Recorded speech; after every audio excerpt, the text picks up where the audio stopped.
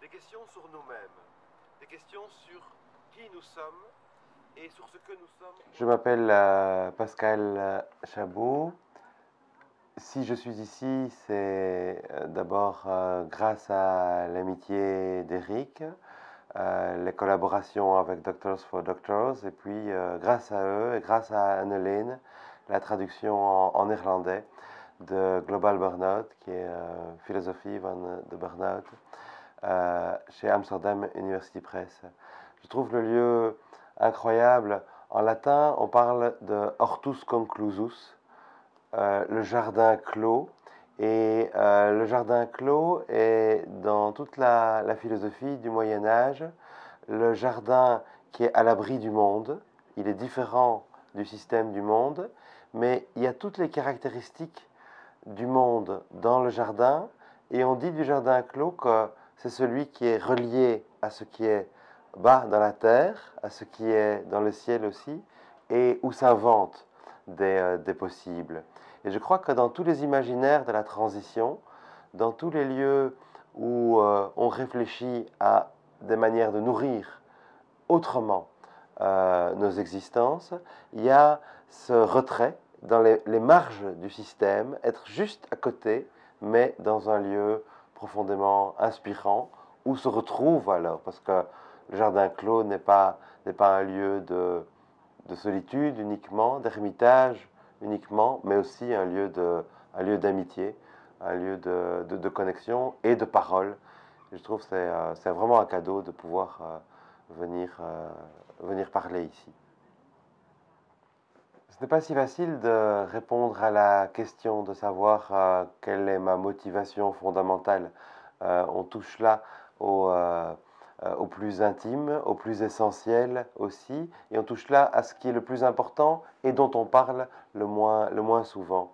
Je dirais deux choses.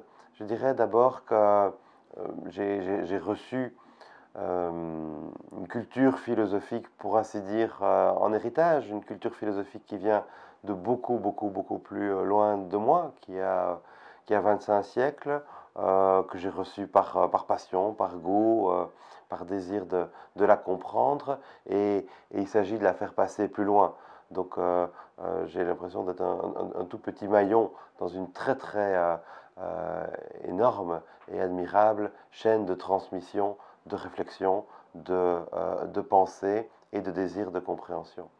Et la deuxième chose qui a trait à cette motivation, c'est que j'aimerais participer à ma manière au changement que l'on sent nécessaire, à une époque où le changement est d'abord un changement technique, technologique, et on a l'impression que nos mentalités sont des mentalités techniques, en ce sens où on se dit, il y a un problème, il y a une solution technique. Les mentalités, elles aussi, doivent changer. Et si la philosophie peut dire quelque chose aujourd'hui, si la philosophie peut servir à quelque chose aujourd'hui, c'est à travailler les modifications des mentalités, c'est-à-dire à essayer de comprendre pourquoi on pense comme on pense et comment pourrait-on penser autrement. Finalement, le changement de mentalité est assez peu documenté. Comment change une mentalité? Parfois, on se dit qu'elle change peu. D'autres fois, on a des exemples, elles changent beaucoup. Pensons au rapport au tabac, par exemple. Il y a encore 20 ans, 30 ans, il y avait des cigarettes absolument partout. Il y en a tout de même beaucoup moins aujourd'hui. Dans beaucoup de domaines, les mentalités peuvent changer assez rapidement par une prise de conscience. Et moi, ce qui me motive profondément dans la philosophie, c'est d'essayer de comprendre pour peut-être libérer.